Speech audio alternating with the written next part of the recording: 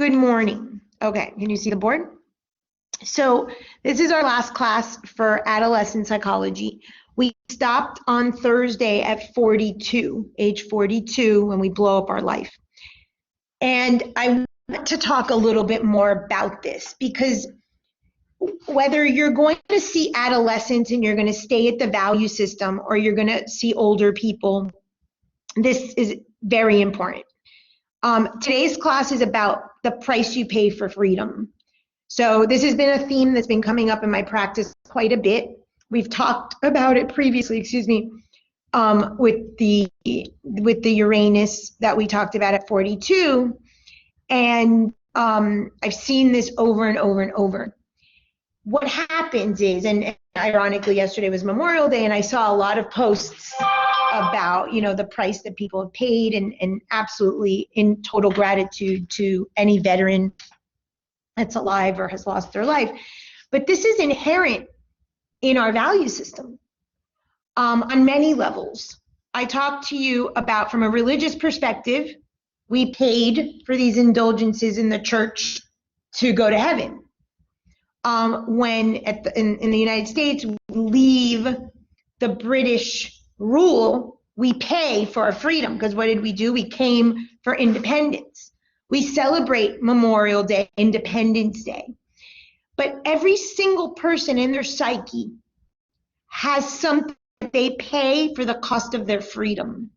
Does anyone want to venture to guess what the freedom is that you're paying for? Like what we have to give up to get it? No, that's the price. Yeah, what are you paying for? You're going to pay up, and we're going to talk about what and how. But do you know what you're paying for? What is the freedom that you are paying for? Have you ever asked that question? What do you think you pay to have freedom of what?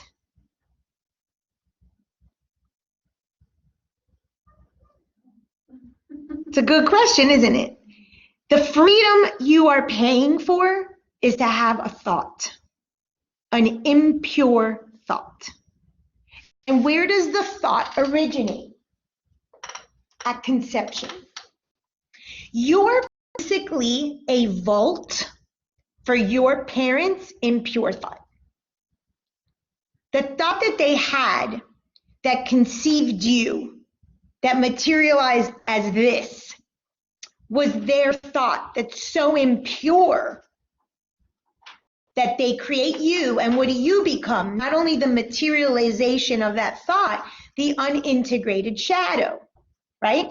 So I told you that at 14 to 16, when you're trying to pull away at the value system, and at 18, the one forbidden thing is really, if your parents integrated that into their life, you would be able to stop living their life and hiding their secret, and then you would be able to live your own life. So we're at the point, and this is relevant to not only adolescence, because that's exactly the thought you're trying to get liberated from, but even whatever age you are, or whatever age of your client. The freedom that we pay for is the thought from conception. You build your entire life on that thought and on that value system. No one wants to own their value system. So I've told you that the opposite side of the coin is judgments. What you judge the most, what you judge heaviest in others, what you judge heaviest in yourself, that inner dialogue, is linked to your impure thought. Okay? So obviously the law is the principle of mentalism, because all is mind and all is thought. So we're going to break this down, and I'm going to show you the myth and how perfectly it is. Okay? So you pay for having a thought, an impure thought, that you're greedy, that you're horny, that you dislike a certain race or a minority group, whatever it is, no one knows. You're paying to keep that thought so secret that no one finds out. So much so that you can build an empire on the thought you're trying to hide. I can't remember the book. I don't know if I don't have it here. It's a Debbie Ford book. I want to say it's Why Good People Do Bad Things, or The Secret of the Shadow. I think it's one of those. She did this activity with clients similar to this, where she said, she didn't use these words, I'm going to use my words, but it's a similar activity. Sort of, what have you done to hide that impure thought? And it's really poignant. I wish I had it here. I'm going to find it. It's probably at home, and I'll post it on the classroom. But it was like this woman built a homeless shelter, but really she hated women. It was a women's shelter, homeless shelter for domestic women. She hated women that didn't take care of themselves financially.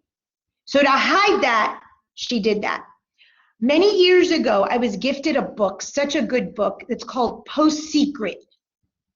And what it was a guy that sent postcards, or left postcards, and he said, mail it to me. Write your, again, not the impurest thought was the words he used, but my words, your impurest thought, and then draw a picture. It's a beautiful coffee book. It's wonderful. And I think it's called Post Secret. And there was this one that really stood out. I am a pastor's wife, and I don't believe in God. So she marries a pastor to cover that she doesn't believe in God. This is what we do. We pay a very, very, very high price. So let me just take you back to grade school. Who steals your lunch money? The bully. So if you have a price to pay to get your lunch money, or to not get beat up, or to not have your head shoved in the toilet, that same thing happens in your psyche. You're paying a price so that the bully, your thought, doesn't ever get airtime. And you're paying, and you're paying, and you're paying way more than lunch money, my friends. This is a super interesting dynamic of the psyche. So, first of all, we have to hide our parents' thoughts, right? We have to hide the sun and the moon, mom and dad, as gods. We have to honor God. That's another place where the church or religion has gotten the sacrifice and offerings, and you've heard me talk about this. So today is an attempt to hopefully liberate yourself, which is the point of 42 and beyond. You've started the spiritual adulting, but I told you most people stay there, okay? So if that's what you get, if you get a client that's just an adult, so to speak, they're going to struggle with the Uranus-Saturn, the freedom, and the price you pay, the limitation. Because every freedom, Uranus, has a price. Whether it is liberty, like living in the United States, the dead bodies were the cost, or for the bully to stay quiet and not blurt your secret, you pay up. So it doesn't matter the scenario. It exists in all of us. Obviously, the most important is the mind. But religion took that same concept and say, pay your tithe, pay for the indulgence, pay up. Because we're keeping your secret in the confessional of how naughty you really are. That's what you're paying. And since mom and dad are the keepers of your secrets, because it was their secrets that you're keeping, that's the irony of this. You're keeping mom and dad's secret that become you. You pay them to keep their secret. It's such a dysfunction in the psyche. That's why when you dethrone your parents, you can do it differently. You can raise consciousness, and they can be them, and you could be you, and you're in the same apple orchard. You have the same fruit, but you're doing it your way. Your tree gives fruit, has its own water system, its own root system. You can look at them and go, oh, you're greedy. Yeah, I'm greedy too, but you be greedy your way, I be greedy my way, and everyone's happy. But we don't do that. So we pay a price to keep the secret from mom and dad. What happens here? This is crucial. Whether you're dealing with teens or adults, it does not matter. This is linked to this, okay? And it's because of this. This is why most people stay here. I'm going to go up a little step further today. Mercury is the god with the winged sandals. Remember? He's the one that tricks us. In the sky, Mercury is right next to the sun. He always puts the veil over the sun. So the sun represents your true wealth, your true power, your third chakra, the sun, the solar energy of the fire of the third chakra. So in mythology, what happens with Mercury? Mercury, I think I told you this, jumps out of his crib and steals all of Apollo's cows. And he sells them and he makes money. Okay, he's the businessman, the negotiator, the public relations guy. That's our psyche. That's the one negotiating. And your Mercury archetype is always in negotiation with someone. Oh, this person needs drama, I'm going to give them drama. This person needs me to take care of their kid, okay, I'm going to take their kid. But there's a price for that. And Mercury knew this. What did Mercury do? He took all the cows and sold them, but he kept one. He kept one cow for safekeeping because he knew that he had to pay up. He knew that there was a price. That's why he's the merchant. That's why he's the negotiator in our astrology chart, and of course in our psyche, most importantly. He rules the thoughts. He is the keeper of the thoughts. So what does he do? He gets in trouble, as he knew he would, because we always get in trouble. We have to get in trouble. We have to pay up for everything we do. I remember the day that Lance Armstrong was liberated from his lie, being in the car with my kids. And I'm like, oh my God, he's so happy now. There's this weight that is removed from us when we stop lying, when we're found out. We pay for FOFO, the fear of being found out, but really we're dying to get found out because it's so heavy to carry. It sounds weird to want to go to jail or want to get dethroned or want to get off the pedestal, but there's a price to pay to be on the pedestal. You have to uphold a certain standard of integrity. You have to be all these things. Remember Tiger Woods? Like, these people are like, oh my God, please, how do I get off of this? And that's part of the myth that we're going to cover today. So Mercury knows that there is a price to pay. So he hides one of the cows. And lo and behold, Zeus calls him up to Olympus and says, Mercury, you stole Apollo's cows. And what does Mercury do? He chops up the cow. He puts it on a little platter. He bats his cute little eyes. And he's like, oh, daddy. And Zeus laughs, quack, quack, quack, quack, quack. I can't get mad at you, honey. And what does he do? He rewards him by giving him winged sandals.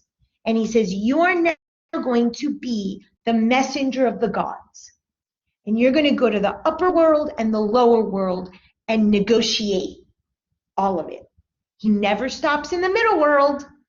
Be here now, calming the thoughts, the purpose of meditation and concentration and breathing and all the things he rules at the high vibration. We don't do those things. Those are the spiritual practices no one wants to do for fear of being found out. Your psyche plays such musical chairs, all in an attempt to not be found out of the impure thought at the moment of conception that has now materialized into you and your life and your body. So you create all this nonsense.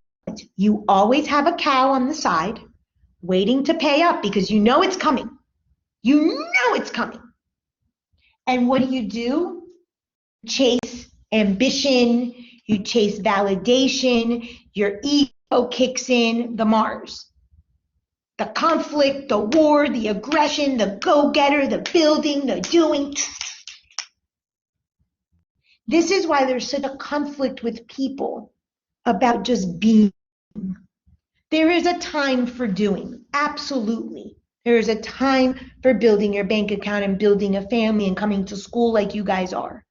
And then there's a time for doing, a rest, where you receive the gifts of the hard work. No one does that. No one does that because we don't value that in our society. Venus, I am worthy because I am worthy. So instead, you see how I'm moving up the brain, right? The spiritual brain. What happens is if we actually own what happens with Venus and Jupiter, I told you, we find out we're greedy, we like sex, we like food, we're gluttonous, we like money. No one wants to see that. So we stay here. Work, work, work, work, work, look, look, look. I'm covering it up, I'm covering it up. But what you're covering up is this. This is directly related to the sun and the moon. Moment of conception, child, 0 to 7, comes to bite you in the butt at 14 to 16 because you say to your mom, you like sex, you're pretending you don't. I'm going to be promiscuous. Dad, you love your little reefer. You're pretending you don't. I'm going to show it to you. So this value system that's developed here, that was obviously developed at the moment of conception, the point is to remove the mask and to say, I am still worthy even though. I still love myself despite. But no parent has, no parent ever will, because that secret is your job to keep. Talk about meeting needs, man. Our needs, we have to meet their needs down to the last minute. I have on the board 84 is the ultimate freedom. I've told you that that's astrologically when we die. Of course, you can live beyond. At 42, what we did last week was the attempt to liberate yourself of that need to keep your parents secret. That's when you say, don't say this consciously, toxic water, pregnancy, unmet need of mom and dad, not my business, let me blow up my life, and let me find the sky, the heaven, Uranus, God, whatever you want to call it. Most people stay there. Most people do not move past there, and that's why I want to talk about this today, because this is going to be the vicious cycle most of you find in clients. So if you don't understand that people feel they have a price to pay and how they trick the psyche into the musical chairs and the cow on the side, then you won't understand why they get stuck there. Most people will not get past this. Most people will not spiritually adult. I told you that you might get to the Neptune, Pluto. We're going to talk about that today. Next month, next week, class is all about Pluto. And we're going to dive in deep. Okay? In the archetype chart, Pluto I have as the magician. That's the high vibration. And that's not the low vibration that your clients and you are at. Okay? So today's sort of the precursor. I'm going to attempt to explain the black moon, the last veil. Most people don't get there. And if they do, it's usually with the Chiron prior, where they get sick, they have a major issue happen, like sickness, that might lead them to the removing the final veil, finally liberating themselves. It rarely happens. But if you can get someone to understand at least the Uranus, Saturn, and the Neptune, Pluto, then they're on the process of being spiritual adults. So that would be really good in terms of a practice of getting your client to understand, okay, whether or not they ever remove that last and final veil. And the reason people don't want to remove the last and final veil is they're going to realize that they're a child of no one, that they're one with the universe, and no one has their back, that they have to meet their own needs. And I see this in practice all the time. No, Francis, I don't want to accept that. I don't like that. And I'm like, fine. Then you will live self-betraying, because you know what your non-negotiables are. You know what your rule book is. You know what your philosophy of life is. But you're choosing to self-betray, and then the victim goes away. The bully goes away. The bully and the victim are best friends. Your bully will show up as a bully or will show up as a victim. Those are the two choices. Okay? So we'll get to that. So that's what's happening. So at 14 to 16, you're trying to dethrone, right, the values that your parents don't want to see. Sex, money, gluttony, wealth, hubris, whatever Jupiter and Venus is. Image. Okay? These things matter to us. And I remind you, Western world, Western values, people. It's inherent in the origin story of our country. We left oppression to get freedom. You really think oppression and freedom isn't where you live in your psyche? Law of correspondence, as within, so without. That's what yesterday was about. So you get this holiday and you barbecue and you go to the beach because you're no longer oppressed. I wish that were true. You are your greatest oppressor in your head, in your psyche. All musical chairs with your cow on the side to not own that you're greedy, that you're selfish, that you're power hungry, whatever your issue is. And it's to keep the secret of mom and dad. That's the vault, the price to pay for the secrets. That's why all spiritual teachings are hermetic, secret, in a vault. Comes from that. Unless you're willing to remove the mask, you don't get permission to come back here and get the secrets of the teachings and then go up again. And this is all day, every day, where you're trying in your thoughts to hide. And everything you do in your life takes you to that secret. Don't hide it. Everyone else is seeing it. Everyone's talking about it. But you think, and no one knows you've got the secret cow on the side waiting to pay up the bully. This is all happening in your head. And then you call it life. No. So, what do you pay for having the thought that you're trying to keep for your parents? It has now become your thought because you're built on it and it's your value system. Then, how did you pay here? What did you do between 15 and 16? Did you have a promiscuous sexual experiment in the closet with some no-name guy? Did you get drunk? Did you get, I don't know, shoplifted and got a criminal record? You paid a price here. And mom and dad said, oh no, we don't do that here. So now the bully gets stronger and it gets stronger and the paying price gets stronger. And when do you really pay?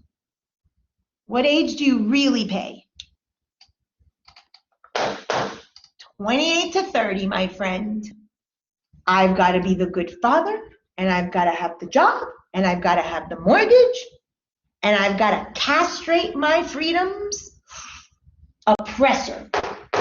You are your own oppressor. Your thoughts link to the values that you don't want to own, that your parents said you're built on, but no one needs to know it. Pay up dearly at 28 to 30. And then at 42, in the name of freedom, freedom and chaos are the same. Remember, universal consciousness, the universe is chaos, all that. What do? We blow it all up. So I was talking to someone yesterday, and I said, what'd you do at 40? He's like, I went bankrupt. Interesting. So I asked, as I do, the questions, and I knew this person when he was younger, and they were always very well off. I knew him to be a very wealthy guy. I had not spoken to him in several years, so I was kind of catching up, and I asked him, he's like, oh, I went bankrupt, and now he's doing supremely well. He's in his 50s. The price to pay, his parents lost everything. He lost everything. And then, and you would say, oh, Francis, that's coincidence. No. His mother dies in an accident. On the spot, immediately, dad cashes in a huge life insurance policy. And now dad, who had been struggling financially and he had been helping to pay, now he gets off the hook and dad has money until he dies at 90 years old. And then you call that life. But when you do the thread, when you go to the thought of origin of 14, and I followed it, bankrupt. I had to blow up my life because I can't build this anymore on your lie. I can't, the value doesn't change, people. This is what's super interesting. That apple tree is the apple tree. The value does not change. It is your value. Image is a value of mine. I tried to not make it one. I had to own it. But you do it different. So now what do? The image of the branding, of the website, of the book. That's the way I incorporate my mother's value system of image. It's not by being bulimic and getting cancer and chopping off my breasts. That's what we do. And at 42, we say, I don't want your version of the value anymore. But we usually don't go beyond that. So as I'm tracking the story into his 50s, and he's like, my mother died on contact, you know, she flew out of the window, and I'm like, and I followed the thread, so I obviously had to ask about the finances. He's like, oh yeah, no, now my dad has money, you know, he redid the condo, and he cleaned it up, and he bought a new car, and he's traveling.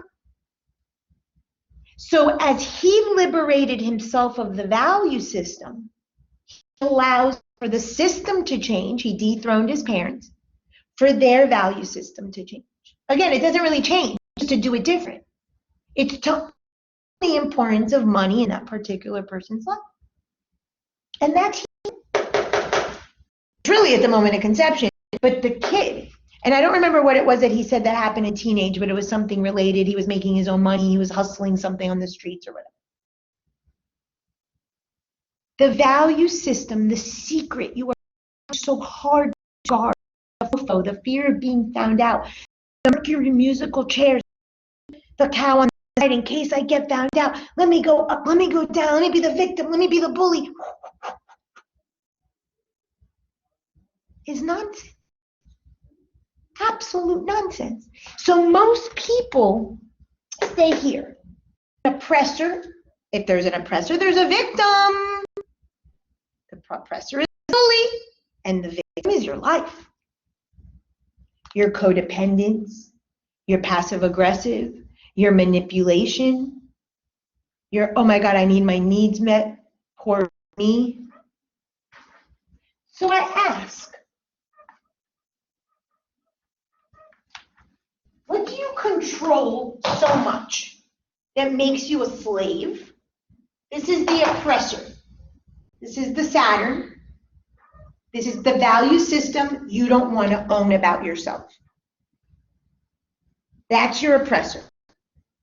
You don't want to own that you want to be attractive and feminine and beautiful and sexy and men look at you. That's your oppressor. That's your value system at the moment of conception that you tried dethroning at 14 to 16. You couldn't.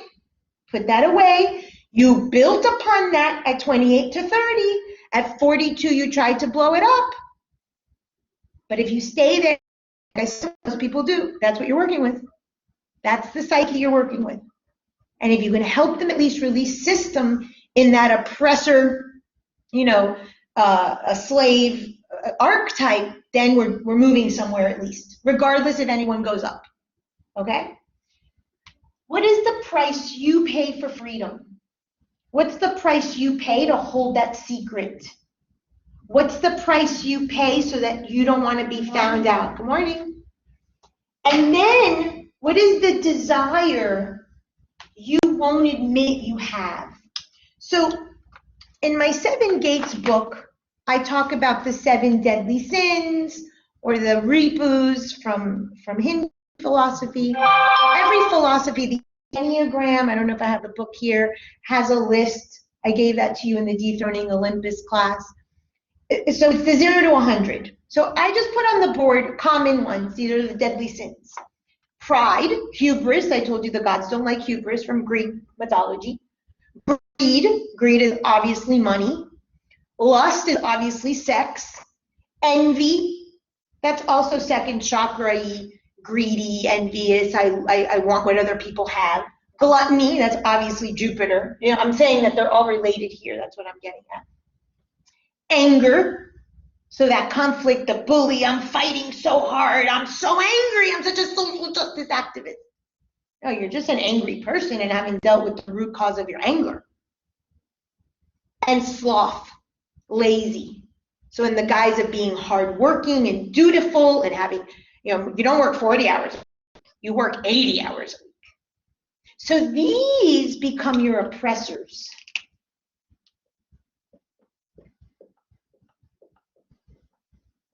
This is the thought. that you try to hide so much that you become that. And you build your entire life on a lie. Identify, and again, it doesn't have to be these words, I'm just using the deadly sins. You can Google reboos, you can go back to the handout of the 0 to 100 that I did for the dethroning Olympus. It's all the same thing, more or less the same words. And so this is the 0. This is the thought from conception, the one you want no one to know about, the fear of being found out. You live in the 100. It's the opposite of pride. Humble. Humility. I'm going to be so humble. I'm not going to have money. I'm not going to have a pretty purse. I'm going to be like, whatever humble looks like to you. So when you see people that are so humble, what they're so afraid of being found out is that they are prideful, egomaniac narcissists, my friend. Here, I admit it. That's why Aladdin is my story. Aladdin is the epitome of humility, of humble. He has to steal the bread, and then he gives it to the poor little people that don't have food, and he stays hungry, and Abu goes, that's what everything I worked for, I gave and gave and gave, and left with nothing. I lost my hair, I lost my boobs, I lost my house, I'm so humble to not demonstrate that there's pride. So you find the 48 to 52. That's what your guidance is for your clients. If you identify, and again, these are not the only words, these are just very common. And most times you can link a client to one of these. Okay? But I've given it to you in many ways. If you can identify the 0, the lie they're trying to hide, the lie they're trying to keep, the fear of being found out that they have this impure thought, and you can take them to the other, and then you can help them define what the 48 to 52. When I started defining what this was, what the Jafar was to the Aladdin, then I identified the genie, and I gave you that whole lecture of the fairy tales, as my 48 to 52. Yes, the 48 to 52, the genie has power. He can offer you, gifts. He can give you wishes, but he had handcuffs. He was enslaved, as am I, in a body. So the hubris and the pride of this all-knowing God that I think I am is contained, like he says, in a little itty-bitty living space, the body. So now instead of my thought being my oppressor, the fact that I have a body and earthly duties becomes my oppressor. I don't like the word, but becomes the limitation. That's when you start to live in the body. Most people want to be dissociated, and you're going to see that in practice. They live up here. They don't have the impure thought, they say. And the way to be free, like my friend, bankrupt. All gone. I'm so not greedy that I went bankrupt. That's the extent of chaos that we go to keep the secret and to attempt to stop keeping the secret, because that's really what 42 is about. We really want to stop keeping the secret. We just don't know how, and we do it the same exact way. So I don't want to be woman. I don't want to be female. Well, I lose the female organ. And how many surgeries? And how much ugliness? And how much? So obviously there is also a lust maybe factor there. So you could start seeing that there's many. Okay, but it's one thought and it's linked to that. Yes. Is it possible to advance that, from the 42? Yes, it's the point of this. Absolutely, absolutely. The point is that you don't have to blow it up at 42 and die at 84. Of course, that's the goal. That's the goal. That's why if you know this, that was the whole point of spiritual adulting. If you understand the process, you can help clients speed it up. Now, I'm a believer, and I'm in this whole rebranding and doing this whole thing with my image and stuff like that professionally, that I keep getting asked this question: who is your market? Who's your market? Who's your market? And I say 18 and over, right? But I'm a believer, and you'll have to see this in practice, that you need some lived experience sometimes before you can really speed someone up. So 14 to 16 is hard, and I don't do young kids. I used to. I told you that I stopped because I saw that the parents don't buy in. So I struggle, me as a therapist, Frances struggles with anyone that's under 18. Because again, parents do your work so your kids don't have to. So when the child is presented as the identified patient, no mom, no dad, it's you. And parents don't come to hear that. So that's why for me, it's 18 and over. And at 18, you may or may not be out of the house, but you have some degree of freedom, you think, in your psyche. So I like a little older in my particular practice because of that. Because but I wrote Dethroning Olympus for this purpose so that parents can do the work and can stop the traffic jam and all of that. But yes, the goal is that if I can be a neutralizer at 21 and help you with the swings, and you don't have to do this at 42, of course. That's the whole point of spelling it out step by step by step, so that the person has something to read, they have a graph, they have an image, they have you to help them. Of course, that's the goal. So that's a great question, okay? This is just the nature of the psyche. It's also the nature of the cycles of the universe. But the moon goes around every 29 and a half days. Just because Uranus is opposite Uranus at 42 doesn't mean that's the only time you get to do this work. Of course not. I'm just showing you the typical spiritual adulting life cycle. And yes, hopefully, it's because we're in an age of Aquarius. We want to be warriors. We want to be one with the universe. We want to be light, workers and all the words that people use in the new age. Well, you got to know this stuff. You want to speed that up. If not, I don't think I'm going to see it in my lifetime, but I know the age of Aquarius will present this, and this is my contribution, so to speak. So yeah, if we can speed that up a bit, that'd be great. Okay, great question. So where was I? Okay, so if you can get the client, so identify here which one most speaks to you. And again, it may not be your word. Sloth, lazy could be the thing. Then the opposite is hard worker. Do you work yourself so hard to oblivion to hide the fact that you're lazy, really, that you're a sloth? Okay, that's going to be the entire dynamic of blowing up, and at every age, and especially after 28, this is where you stay. This is the dance. The oppressor, the freedom, and there's always a price. I see a lot with clients, they pay with their health, or they pay up by losing a relationship, or they pay up by getting fired, or they pay up by getting a flat tire.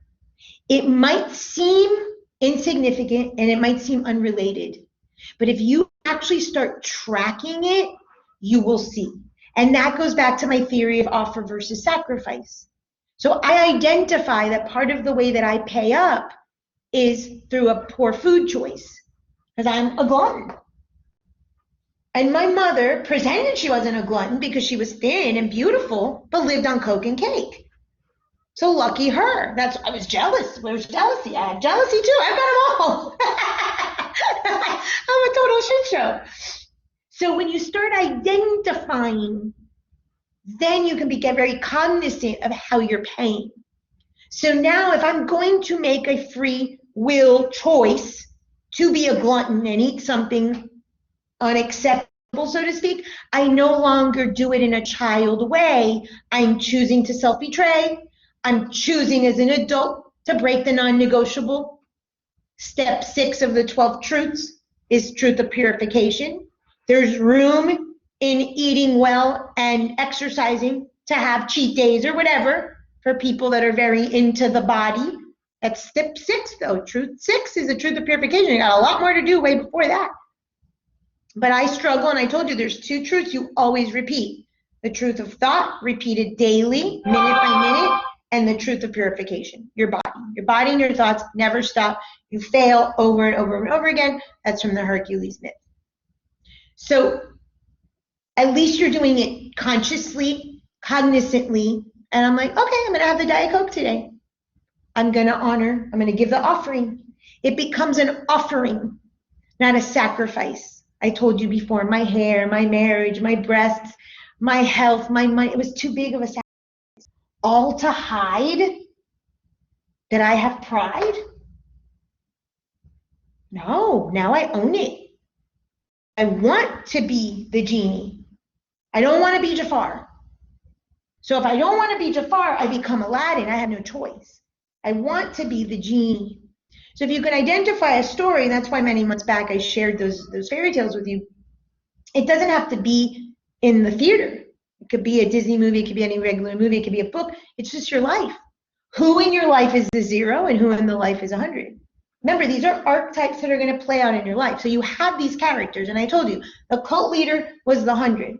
That's my visual at all times to not become. So what you can help your client with, and the goal of today is define. If you're going to pick one on here, you pick another one. But let's say sloth. Define sloth. What does a sloth look like? Do they never get out of bed? Are they always in their pajamas? Do they never make a penny? Do they never cook their own meal? Do they not take care of their kids? What does the sloth look like? What is the lazy? And then define the 100. What is the hard worker? 80, 90 hours a week, or is it 30? Because the 48 to 52 is going to let you off the hook. And then you're going to actually have a midpoint defined to what it looks like, the midpoint between sloth and hardworking. We don't do that. That's the adult. Just the adult, not even the spiritual adult, but that's the adult. Because then we stop being kids, then hold ourselves accountable.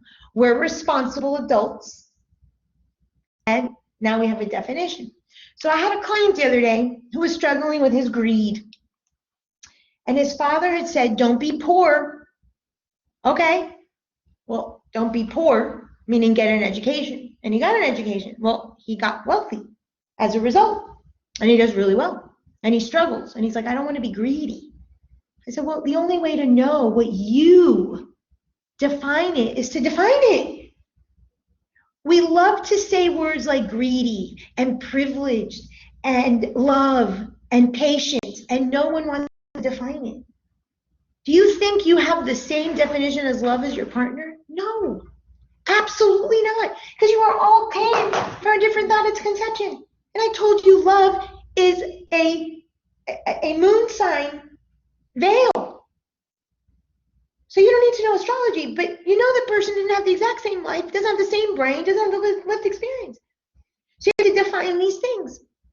So I had him define poor and greedy, rich, wealthy, which was his issue. And he did. I said, okay, now define the 48 to 52. And he's like, $15 million. Great.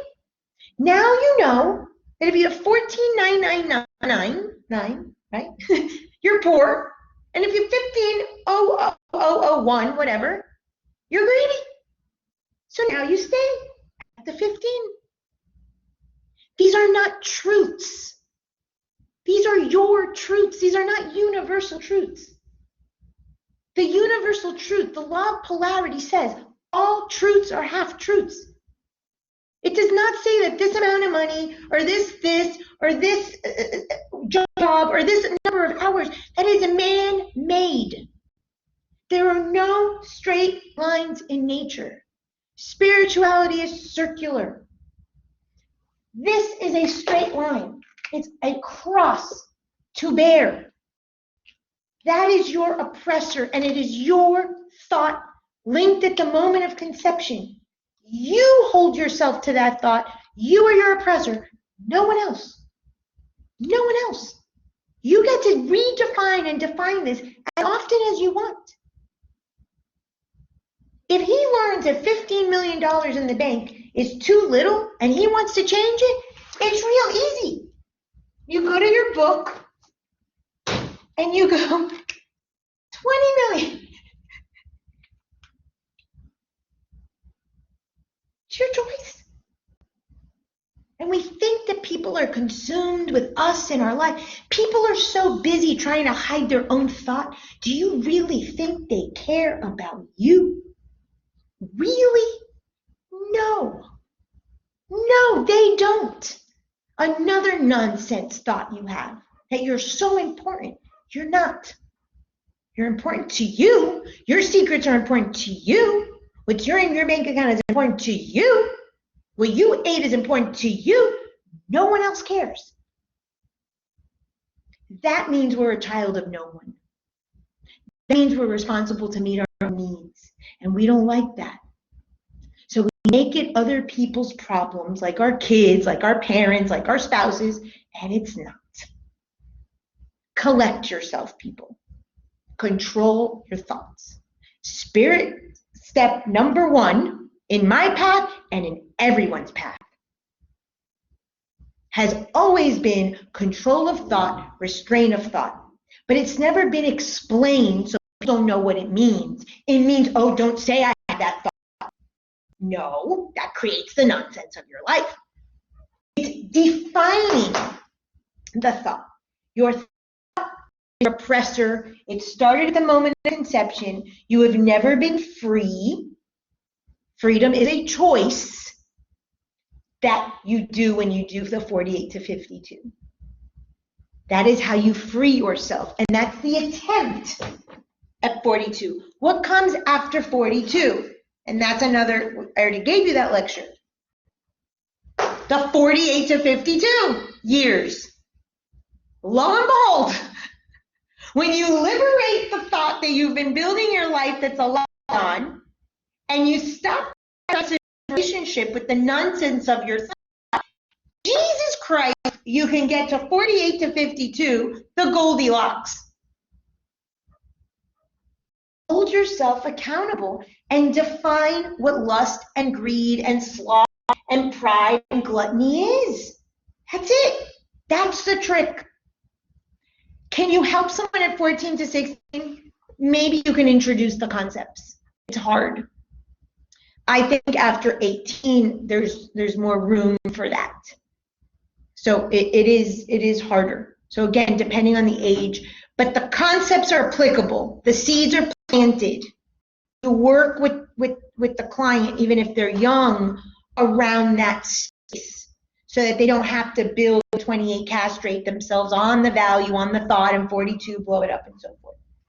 But if we became a little bit more honest, of course, that's one of the things I talked to you about. Your parents lie to you. So not only do they lie, you're trying to act out to have them not lie anymore. You want them to not lie, but you're still holding their secret. It's a very difficult space to hold throughout our entire life, not only at 14 to 16, but that's where that starts. That's why it's the first valor year. So I want you to start understanding how you pay for the freedom of your thought. What is it that you give up for that? It's going to be a vicious cycle. It's going to be a vicious cycle. If you start tracking your life and you start paying attention, you're going to realize that you pay very heavily. It's usually linked to how your parents punish themselves. And I told you before, ask yourself, how do your parents reward themselves? How do they punish themselves? So if your mom would go get her nails done, that was an offering, great, like me, I go get my nails done. If it's a sacrifice of ironing for hours, of being passive, moody in the bed, dramatic, nah, I don't want that, Mom. You take that. So we have to ask ourselves, how do we pay the bully? The bully is the thought, the oppressor. And this is where your clients are going to stay mainly. We usually don't leave this construct until much later, if ever. So this brings me to Neptune, and this brings me to the myth of today. Uranus is the sky god. I have him here. Okay, so this was what I talked to you about the other day. Uranus is the universal consciousness, heaven, sky, Abraham, God, whatever you want to call it. We know that he was castrated, right? Okay, this is you, spirit, whole. You're castrated at conception. That means that it's your thought that castrates you, and you pay according to this for your freedom. This is freedom. In order to have a body, be part of the manger, be part of the family, You pay to keep the secret. That's the price for your freedom. It's fake because you don't really have freedom, right? Then the next part of the story is that the rest of the world was divided. I don't have Jupiter down here, but actually I should put Jupiter here. Then what happens? Jupiter comes and dethrones Saturn to avenge his grandfather. It is only in your Jupiter-Venus value system that you can actually achieve the freedom and avenge your grandfather, get back to the heavens, get back in the sky, assume your throne, whatever language you like. You don't do this work, which, as I told you at the ages of 21 and 24, I specifically told you, it's sex, it's beauty, it's image, it's money, it's wealth, and it's spiritual growth. They're together. The spirit and the matter are always together. The other thing I told you is that the child of Uranus upon that castration was Venus. So here we find it again. Stop trying to be free without owning your value system. That you're gluttonous, that you're greedy, that you're selfish, that you're lazy, that you're prideful. It can't work. It's in the story. It's in the map. It's in the myth. You must own that. That is the oppressor. That's the castrated thought that you got here. That's the answer to liberation. So that you can have the wealth and the greed and the gluttony you want and the spiritual growth. Who knew? Jesus said, I am man, I am God, spirit and matter. Buddha said, I better eat the rice. I am spirit, I want enlightenment, I better give the matter, the body, what it needs. Notice the conundrum, going back to my east-west argument. Jesus, the man, says, give Caesar's what is Caesar's. The body needs its needs. And it's the divine that has to be sort of entered into him, right? The God, the resurrection, kill the body so that the spirit can come. Buddha does the opposite. Buddha says, oh, I have to eat to become divine. Because in the Eastern world, it's the spirit first values, and then you add the material. They need the infrastructure, the money to get the kids off the street. We need more of the temples and whatnot to become more spiritual. Even in the two major forces of the East-West philosophies, we see that spirit and matter are the same. Spirit and matter. That's how you seek liberty true. And that's how really have freedom, is by owning and liberating the thought around the nasty, dirty, impure value system that you have. Yes. So is wrong. Oh no, they both say the same thing. Spirit needs matter and matter needs spirit. But with Buddha, it was spirit, enlightenment. Oh, I need the right matter. And Jesus has the body, and what does he have to do? He has to resurrect the spirit as the God. It's the same thing. You needed both. Just they put one first because in the myth of Athena and Poseidon, remember I told you the Eastern world got, Western world chose Athena, the riches, the material, that's us. And we need to do more spirit to balance it. And the Eastern picked Poseidon, the spirit, and they need more Western values, money, materiality to balance that. You cannot be spiritual. This is just basic psychology, hierarchy.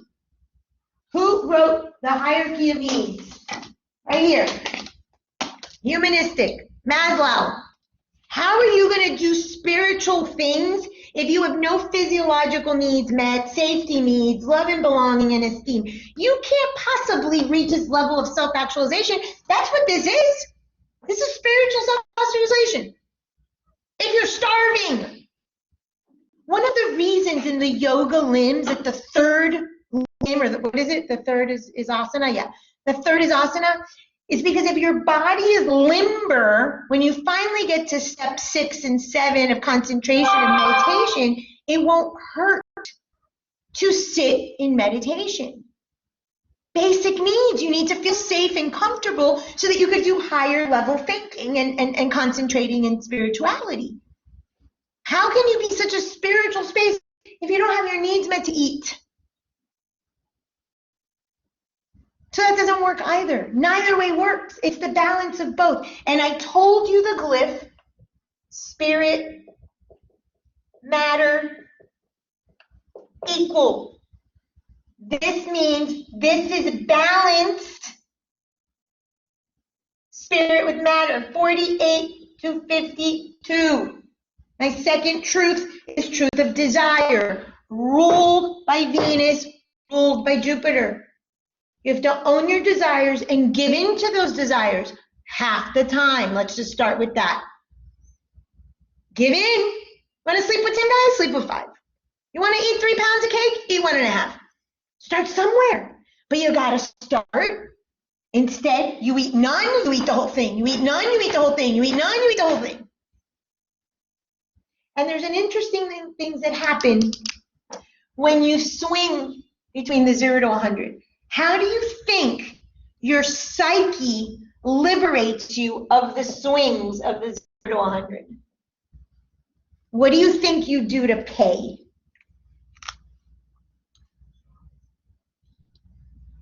If I'm eating a lot of cake, then what do? I go on a strict diet, right? You need to purify or clean your system before you get clean. You have to purify the thought. So one of the things, I lived this out legit. I was a bulimic. I was addicted to laxatives. When I would go back on my healthy eating, I would take laxatives, literally poop, purify the body. Now it's clean. And then I would start the diet. Your purification of thought, in order to clean up this nasty, impure thought you never want to see, after you engage in it, you participate in a cleaning ritual. So if you're promiscuous, I don't know, maybe you douche or you have a man cleanse or whatever you do, I don't know, to stop the swing. If you spend a lot of money, then what do? You go on a Susie Orman diet. Or you know who Susie Orman is? She's like a financial guru, a fiscal guru, and she puts you on a spending diet, and she doesn't let you buy what you want. You will go on a diet of thought, you think, to clear, to get back to 0 and to start fresh. Sound familiar? Not shopping, I'm not having sex, I'm not eating, I'm not drinking. Some purification ritual you will go through. And then you screw it all up again. Absolutely, Keisha. Because the swings don't stop. So if you pay attention to valor years, valor years, neutralizer years, for instance, 21, remember 7, and then 14 years later is your valor year, your neutralizer year. That person comes to try to teach you how to stop purifying that way. So you get fired, you get dumped, you call it a nemesis, but it's a neutralizer. They're showing you there's another way to do this. My nemesis picked me up off the floor. I had fainted on the floor. I was so dehydrated and debilitated from the laxatives. She tried to help me so that purification wouldn't. I couldn't see it. I was young. So the person we think, and she sold me out to my mom. Of course, on paper, she was a nemesis. She was a neutralizer. The people, that's your spiritual family, they come to show you there's a different way. You don't purify. This is a lie. You can never purify that thought. It's impure. By whose judgment? Your parents, society, of course, you. It's impure by your oppressor. And last I checked, your king and queen, thinking we got liberated by coming from Britain monarchy to to the States. Come on now. Nonsense. The oppressor lives in you, and you better keep their damn secret. So you oppress, you oppress, and you oppress. You think the universe cares how many people you sleep with or how much cake you eat? Do you really think the universe is personal? Get over yourself, people. The universe is not personal. The universe is universing and cosmoing and doing whatever it does. This is something I have to explain to people when I do astrology. I have a transit, and I'm like, oh, you can live it out this way, this way, this way, this way. So I had a client the other day. I said, well, your husband can die, or you can break an arm. She's like, what? I said, yeah. Your husband can die, because I saw from her chart, her husband could drop dead, leave her, or you could break an arm, because she had health issues, marriage issues, and death issues coming from the marriage house. She's like, how is that so varied? I go, because it's your choice. Your level of consciousness decides how the universe responds to you. You are the universe. The universe is you. There's no child. There's no one up there saying, oh, bad girl, let me drop your husband dead. It's nonsense. None of this is personal. It's you creating it on your level of consciousness based on your impure thought and how you think about yourself. You are your oppressor. There's no one on a throne. There's no one saying you are a bad girl. Nonsense.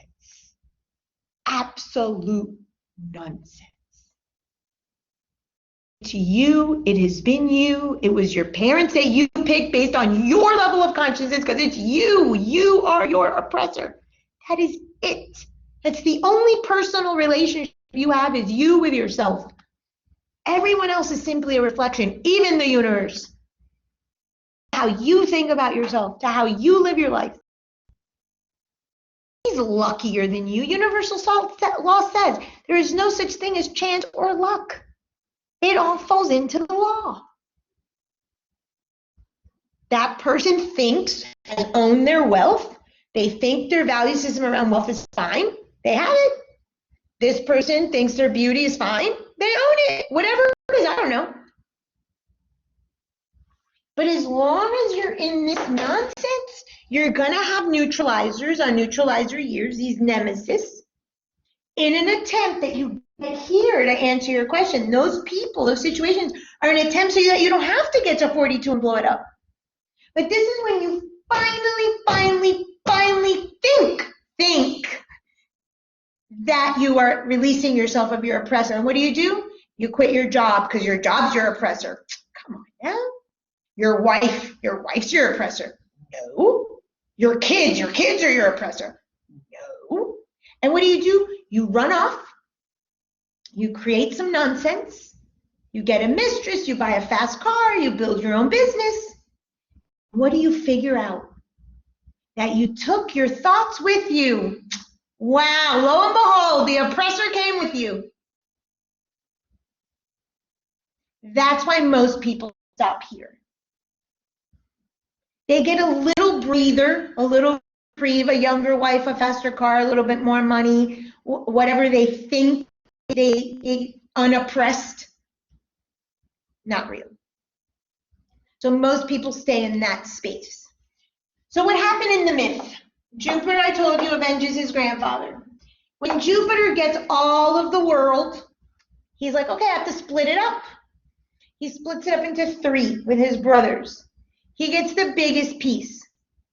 So spirituality and materiality get the biggest piece. We all know that Zeus was a whore, my friend. We all know it. He was a greedy, gluttonous, lustful whore. So are you. The biggest piece of your pie, the biggest piece of your thought is this. The more you try to castrate it, the bigger and bigger it grows. The bigger mess you make. Zeus has no problem with it. Why do you? It's in the story. The biggest piece of the pie goes to the spirit and the matter combined. No one hides that Zeus was a whore that Zeus was a glutton, that he liked to drink, that he liked to eat, that he liked to have sex. But you do, because you want to be pure. Zeus didn't try, but you keep doing that. You have fun with that. So then you're going to be in an argument with your oppressor all the time, with the castrating thought. If you don't let Jupiter get the biggest piece of the pie, then Saturn has to put Jupiter and Jupiter has to fight Saturn and Saturn, and then you never get out of that vicious cycle. Okay, right here. At least go here. Lovely, it would be great if you went here, but we're going to get to this in a second.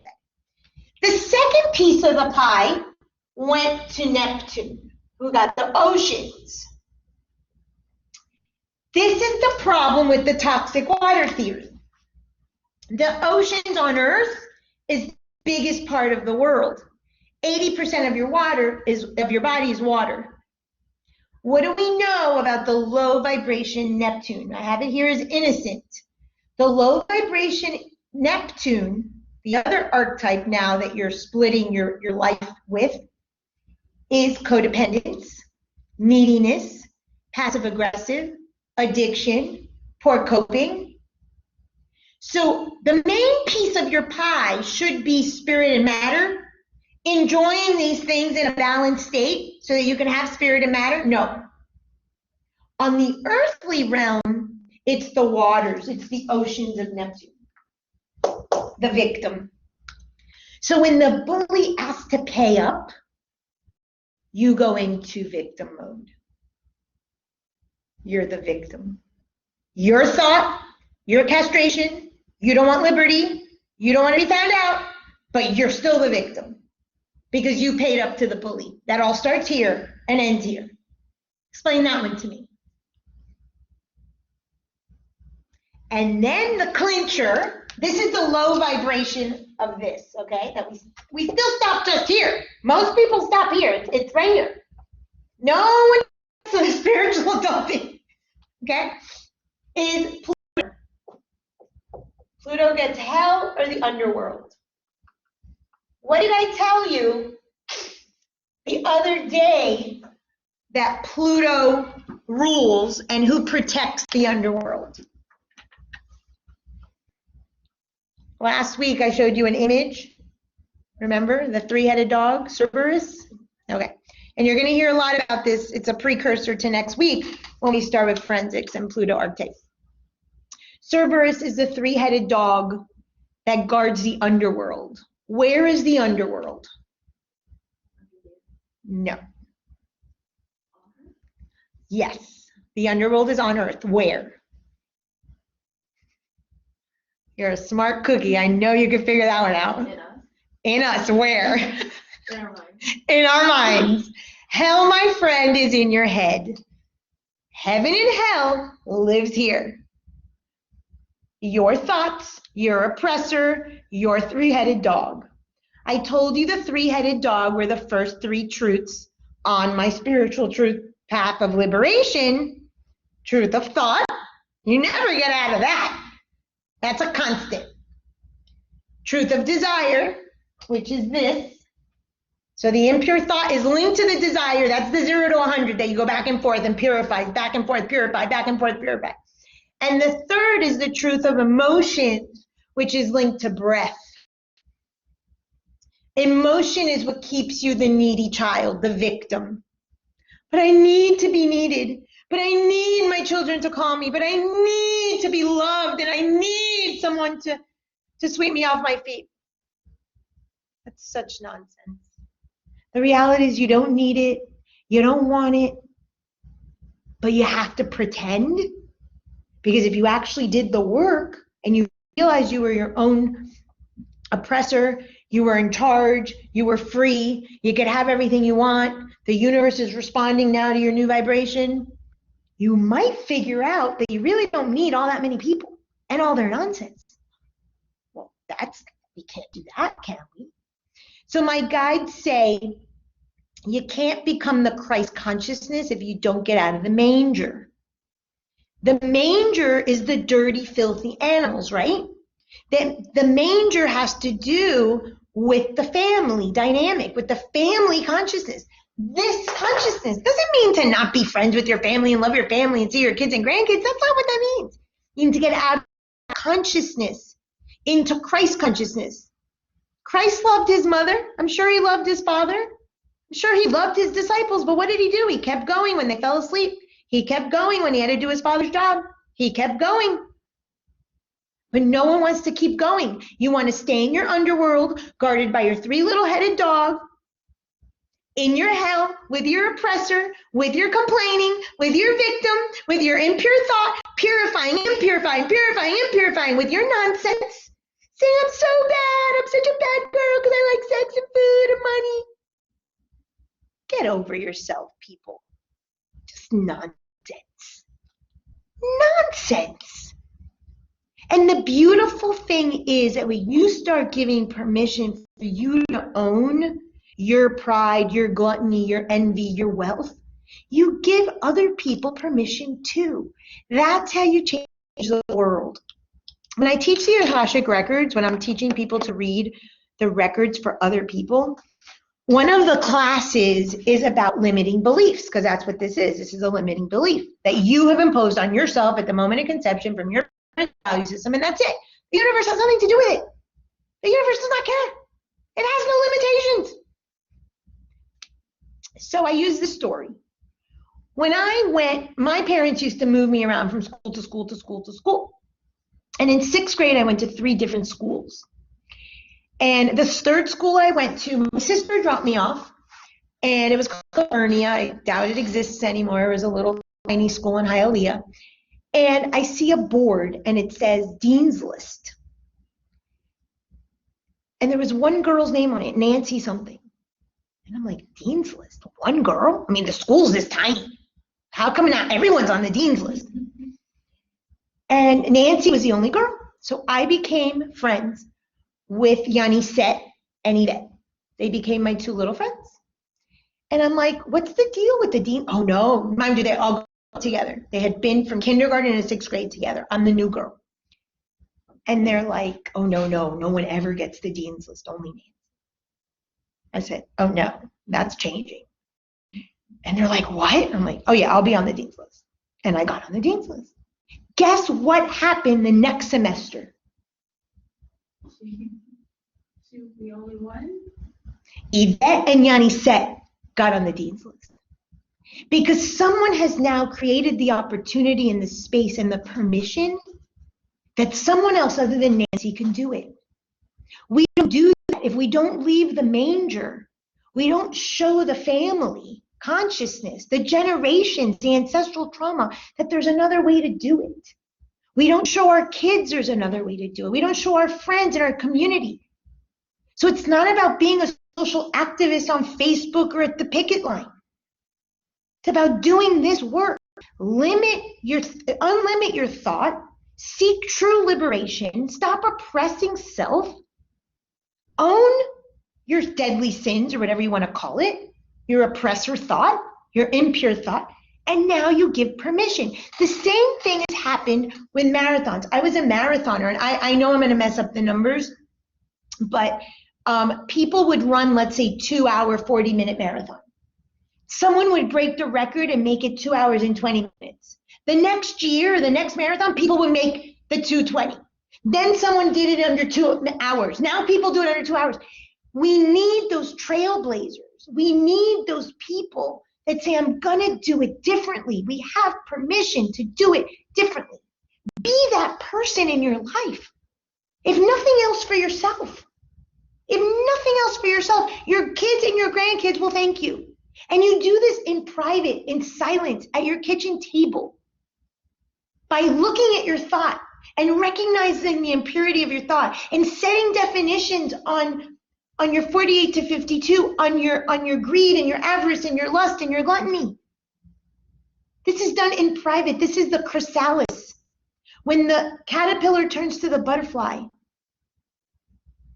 But we don't want to do that. We want to stay in hell. We want to stay the victim because the biggest part of the oceans. We want to stay living with the Jupiter, Saturn, oppression, Castration, oppression, castration, oppression, oppression, let us free by blowing up our life. It's such nonsense. I don't know about you, but I'm tired. I think I've gone to lazy now. And I never really consider myself an ultra lazy person. Maybe I've just gotten lazy. Aren't you tired of this? And you guys are young. Really, you don't need to get sick. You don't need to blow up your life. You don't need to lose your money and give it to someone. You don't have to be overweight and unhealthy.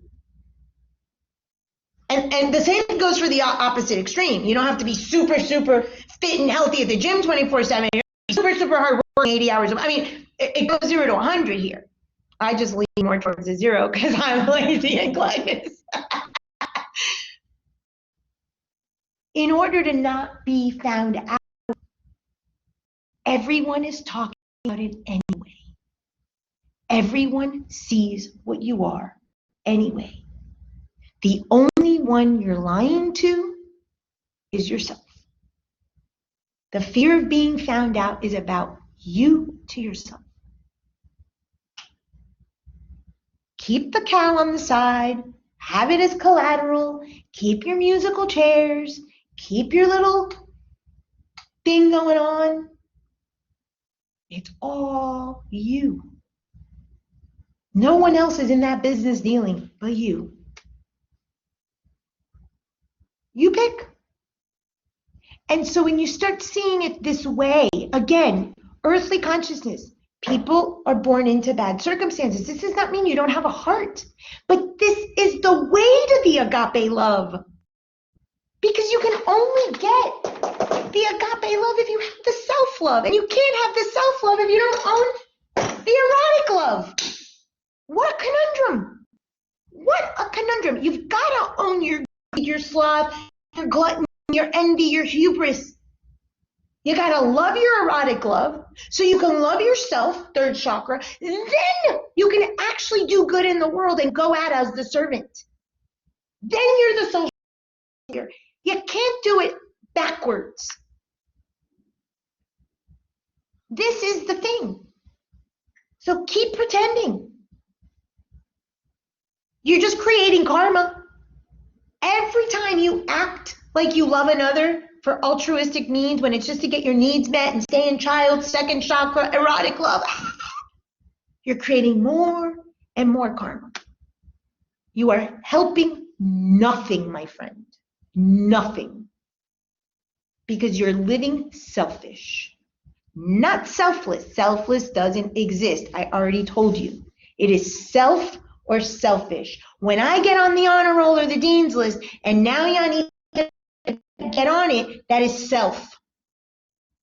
I stayed in self, now they have self, and then other people now, if the school existed, there might be 20 kids on the dean's list. Let's look back to how many broke the marathon record to now the 2-hour marathon. I don't know those numbers, but that happens in every field. So that person is, quote unquote, willing to pay the price to be found out. That person is willing to have the Christ consciousness and leave the manger. That person is willing to pay the price of freedom. That's what we celebrate yesterday, right? The dead bodies. Everyone's a dead body walking around. You're all in hell, guarded by Cerberus, guarded by Pluto in the underworld. We're all dead bodies. No one's free. People went and fought on a battlefield to mirror what we need to do inside. That's a waste. That's sad. The only way to get freedom is not having dead bodies.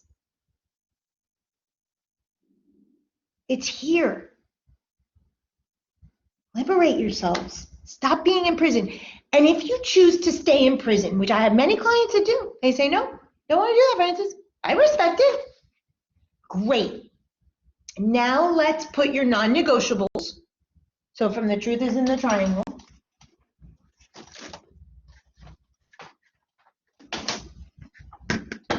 With yourself. Remember, Heros Gamos is first marriage with self. Your non-negotiable is, I don't know, spending $10 on a burger, and you go out with someone and they order a burger that's $12 and you still pay it, you broke your non-negotiable, knowing, thought, freedom, that was your price. No victim, no passive aggressive, no displaced anger, no projection. You too clean the world that way and you don't create karma. Look at that. Look at that. That's the third truth. The third truth is the emotion. I need to be a child. I need to be needed. I need to whatever. That emotion rules my life, granted.